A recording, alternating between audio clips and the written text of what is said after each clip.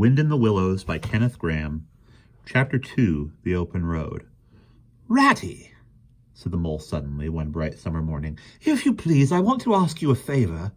The rat was sitting on the riverbank, singing a little song. He had just composed it himself, so he was very taken up with it, and would not pay proper attention to Mole or anything else.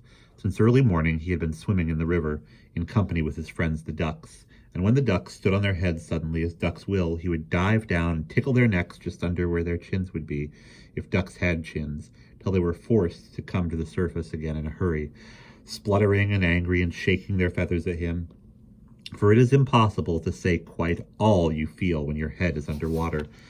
At last they implored him to go away and attend to his own affairs and leave them to mind theirs. So the rat went away and sat on the riverbank in the sun and made up a song about them, which he called Duck's Ditty. All along the backwater, through the rushes tall, ducks are a-dabbling, up tails all. Ducks' tails, drakes' tails, yellow feet a-quiver, yellow bills all out of sight, busy in the river, slushy green undergrowth, where the roach swim. Here we keep our larder, cool and full and dim. Everyone for what he likes, we like to be, heads down, tails up, dabbling free. High in the blue above, swift swirl and call, we are down a-dabbling, up tails all. I don't know that I think so very much of that little song, Rat, observed the mole cautiously. He was no poet himself, and didn't care who knew it, and he had a candid nature. Nor don't the ducks neither, replied the rat cheerfully. They say, why can't fellows be allowed to do what they like, when they like, and as they like, instead of other fellows sitting on banks and watching them all the time and making remarks and poetry and things about them? What nonsense it all is. That's what the ducks say. So it is, said the mole with great heartiness. No, it isn't, said the rat indignantly. Well, then it isn't, replied the mole soothingly. But what I wanted to ask you was, won't you take me to call on Mr. Toad? I've heard so much about him, and I do so want to make his acquaintance. Why, certainly, said the good-natured rat, jumping to his feet and dismissing poetry from his mind for the day. Get that boat out, and we'll paddle up there at once. It's never the wrong time to call on Toad. Early or late, he's always the same fellow, always good-tempered, always glad to see you, always sorry when you go. He must be a very nice animal, observed the mole, as he got into the boat and took the sculls, while the rat settled himself comfortably in the stern. He is indeed the best of animals, replied Rat. So simple, so good-natured, so affectionate. Perhaps he's not very clever, we can't all be geniuses, and it may be that he is both boastful and conceited, but he has got some great qualities, has Toady. Rounding a bend in the river, they came in sight of a handsome, dignified old house of mellowed red bricks, with well-kept lawns reaching down to the water's edge. There's Toad Hall, said the rat, and that creek on the left, where the notice board says private, no landing allowed, leads to his boathouse, where we'll leave the boat. The stables are over there to the right. That's the banqueting hall you're looking at now. Very old, that is. Toad is rather rich, you know, and this is really one of the nicest houses in these parts, though we never admit as much to Toad. They glided up the creek, and the mole slipped his sculls as they passed into the shadow of a large boathouse.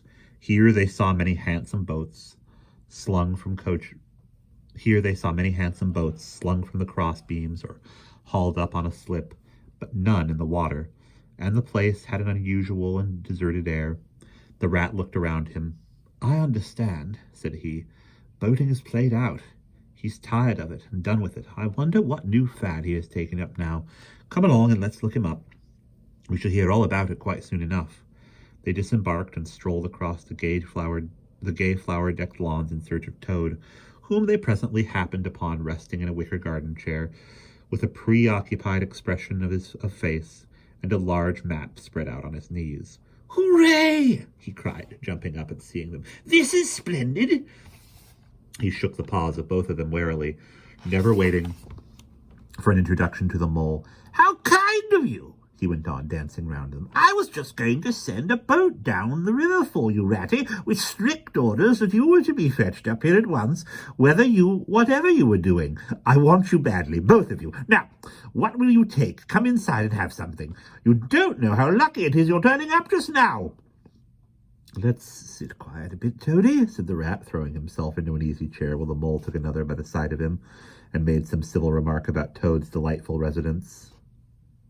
Finest house on the whole river, cried Toad boisterously, or anywhere else for that matter, he could not help adding. Here the rat nudged the mole. Unfortunately, the Toad saw him do it and turned very red. There was a moment's painful silence. Then Toad burst out laughing. All right, Ratty, he said. It's only my way, you know, and it's not such a very bad house, is it, you know? You'll rather like it yourself. Now, look here, let's be sensible. You are the very animals I wanted. You've got to help me. It's most important. It's about your rowing, I suppose, said the rat with an innocent air. You're getting on fairly well, though you splash a good bit still. With a great deal of patience and any quantity of coaching, you may— Oh! Pooh! Boating! Interrupted the Toad in great disgust. Silly boyish amusement. I've given that up long ago. Sheer waste of time, that's what it is. It makes me downright sorry to see you fellows, who ought to know better, spending all your energies in that aimless manner.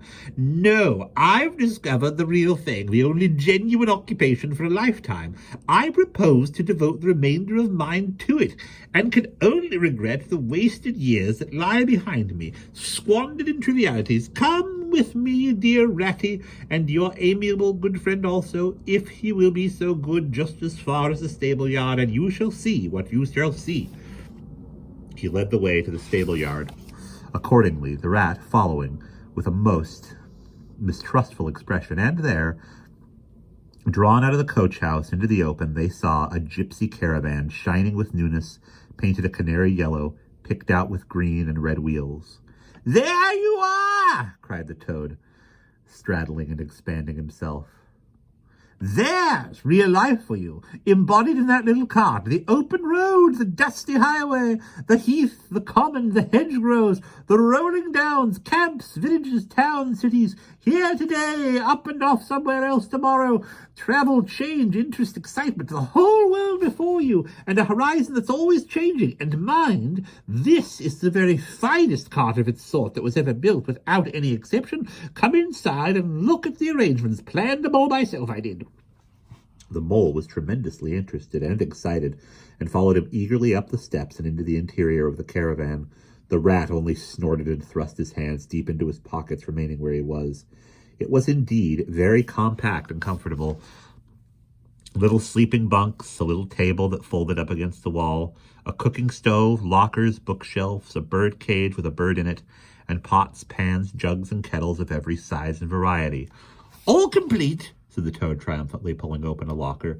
You see, biscuits, potted lobster, sardines, everything you could possibly want. Soda water here, Becky there, letter paper, bacon, jam, cards, and dominoes. You'll find, he continued as they descended the steps again, you'll find that nothing whatever has been forgotten when we make our start this afternoon. I beg your pardon, said the rat slowly as he chewed a straw. But did I overhear you say something about we and start and this afternoon? Now, you dear good old Ratty, said Toad imploringly, don't begin in talking in that stiff and sniffy sort of way, because you know you've got to come. I can't possibly manage without you, so please consider it settled and don't argue. It's the one thing I can't stand. You surely don't mean to stick to your dull, fusty old river all your life, and just live in a hole in a bank and boat? I want to show you the world. I'm going to make an animal of you, my boy. I don't care, said the rat doggedly. I'm not coming, and that's flat, and I am going to stick to my old river and live in a hole and boat as I've always done, and what's more, Mole's going to stick to me and do as I do, aren't you, Mole? Of course I am, said the Mole loyally. I'll always stick to you, Rat, and what you say is to be has got to be. All the same, it sounds as if it might have been, well, rather fun, you know, he added wistfully. Poor Mole. The life adventurous was so new a thing to him and so thrilling, and this fresh aspect of it was so tempting, and he had fallen in love at first sight with the canary-colored cart and all its little fitments. The rat saw what was passing in his mind and wavered. He hated disappointing people, and he was fond of the mole, and would do almost anything to oblige him. Toad was watching both of them closely. "Come along in and have some lunch," he said diplomatically, "and we'll talk it over. We needn't decide anything in a hurry, of course. I don't really care. I only want to give pleasure to you fellows. Live for others, that's my motto in life." During luncheon, which was excellent, of course, as everything at Toad Hall always was, the Toad simply let himself go. Disregarding the rat, he proceeded to play upon the inexperienced mole as on a harp. Naturally, a voluble animal and always mastered by his imagination, he painted the prospects of the trip and the joys of the life, and the joys of the open life and the roadside in such glowing colors that the mole could hardly sit in his chair for excitement. Somehow it soon seemed taken for granted by all three of them that the trip was a settled thing, and the rat, though still unconvinced in his mind, allowed his good nature to override his personal objections. He could not bear to disappoint his two friends, who were already deep in schemes and anticipation, planning out each day's separate occupation for several weeks ahead.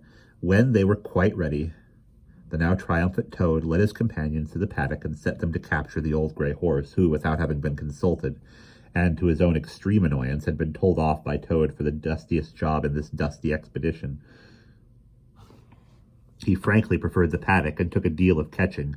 Meantime, Toad packed the lockers, still tighter with necessaries, and hung nosebags, nets of onions, bundles of hay, and baskets from the bottom of the cart. At last the horse was caught and harnessed, and they set off, all talking at once, each animal either trudging by the side of the cart or sitting on the shaft as the humor took him. It was a golden afternoon. The smell of dust they kicked up was rich and satisfying. Out of thick orchards on either side of the road, birds called and whistled to them cheerily. Good-natured wayfarers passing them gave them good day, or stopped to say nice things about their beautiful cart. And rabbits, sitting at their front doors in the hedgerows, held up their forepaws and said, "Oh my, oh my, oh my."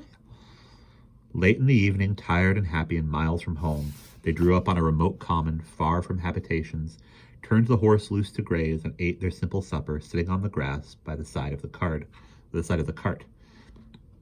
Toad talked big about all he was going to do in the days to come, while stars grew fuller and larger all around them, and a yellow moon, appearing suddenly and silently from nowhere in particular, came to keep them company and listen to their talk.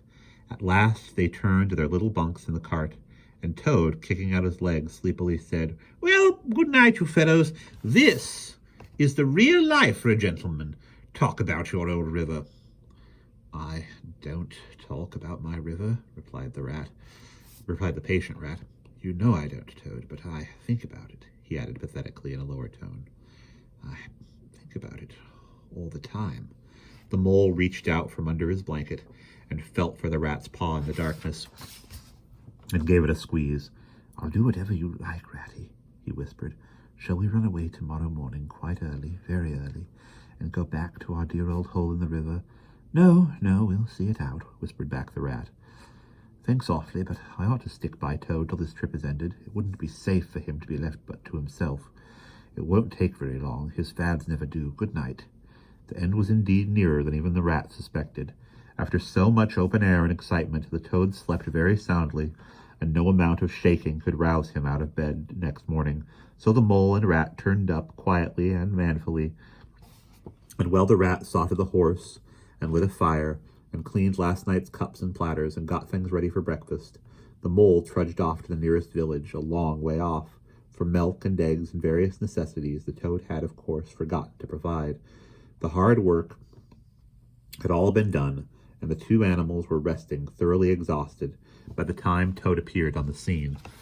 Fresh and gay, remarking what a pleasant, easy life it was they were all leading now, after the cares and worries and fatigues of housekeeping and at home.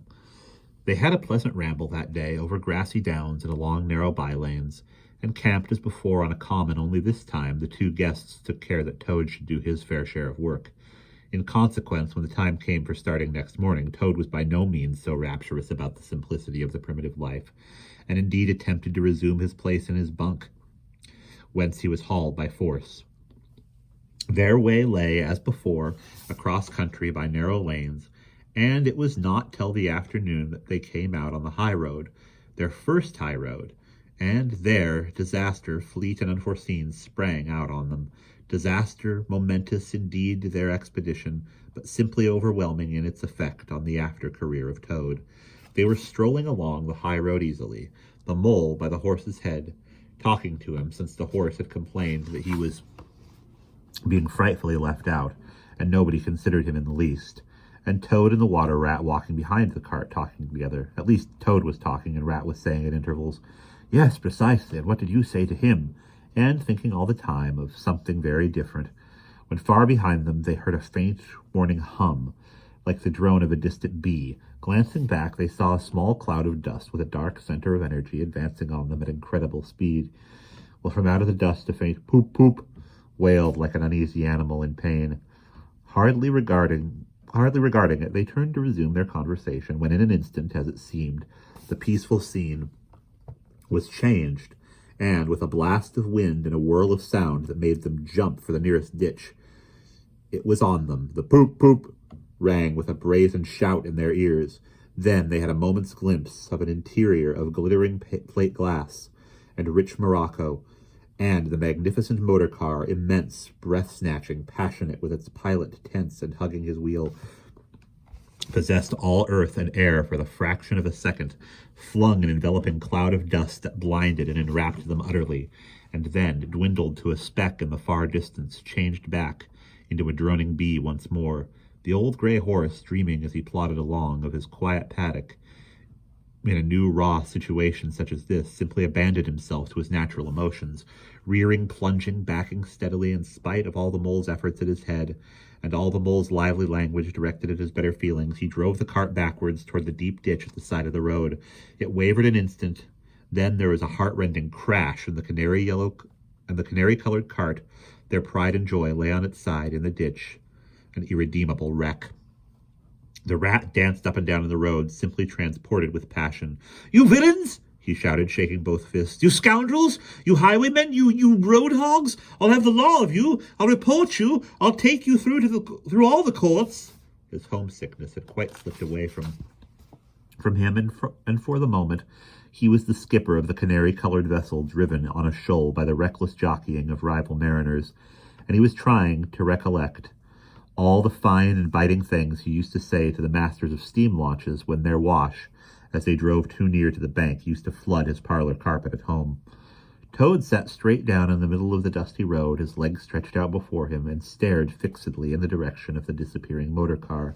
He breathed short. His face wore a placid, satisfied expression, and at intervals he faintly murmured, "Poop, poop." The mole was busy trying to quiet the horse, which he succeeded in doing after a time. Then he went to look at the cart on its side in the ditch. It was indeed a sorry sight, panels and windows smashed, axles hopelessly bent, one wheel off, sardine tins scattered over the wide world, and a bird in the bird cage sobbing pitifully and calling to be let out. The rat came to help him, but their united efforts were not sufficient to right the cart. "Hi, Toad!" they cried. "Come and bear a hand, can't you?" The Toad never answered a word or budged from his seat in the road, so they went to see what was the matter with him.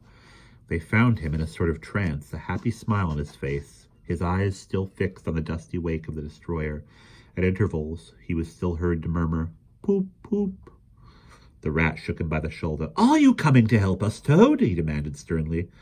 "Glorious, stirring sight," murmured Toad, never offering to move. "The poetry of motion, the real way to travel, the only way to travel. Here today, in next week, tomorrow.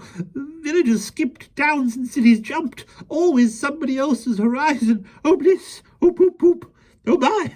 Oh, my." "Oh, stop being an arse, Toad," cried the mole despairingly. "And to think I never knew." went on the toad in dreamy monotone. All those wasted years that lie behind me I never knew, never even dreamt, but now that I know, now that I fully realize, oh, what a flowery track of lies spread before me henceforth, what dust clouds shall spring up behind me as I speed on my reckless way, what carts I shall fling carelessly into the ditch in the wake of my magnificent onset, horrid little carts, common carts, canary-coloured carts. What are we to do with him? Asked the mole of the water rat. Nothing at all, replied the rat firmly, because there is really nothing to be done. You see, I know him from of old. He is now possessed. He has got a new craze, and it always takes him that way. In its first stage, he'll continue like that for days now, like an animal walking in a happy dream, quite useless for all practical purposes. Never mind him. Let's go and see what there is to be done about the cart.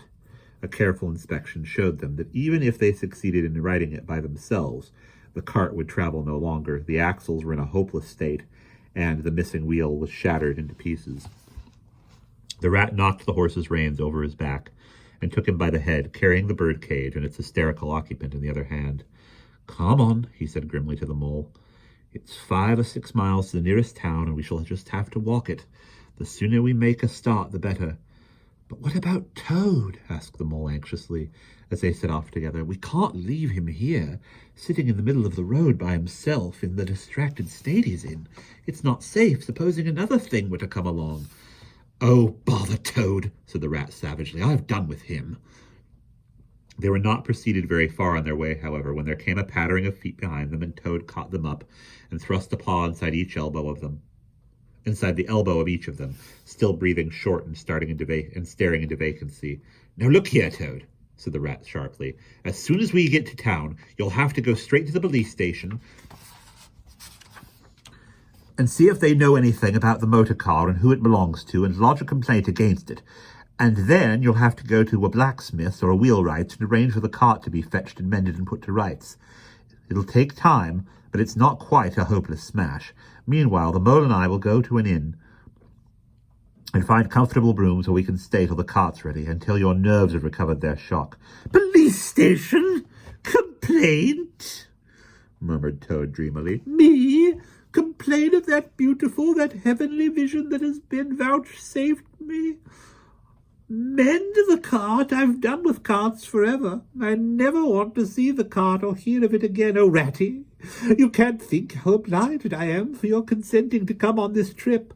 I wouldn't have gone without you, and then I might never have seen that swan, that sunbeam, that thunderbolt. I might never have heard the entrancing sound or smelt that bewitching smell.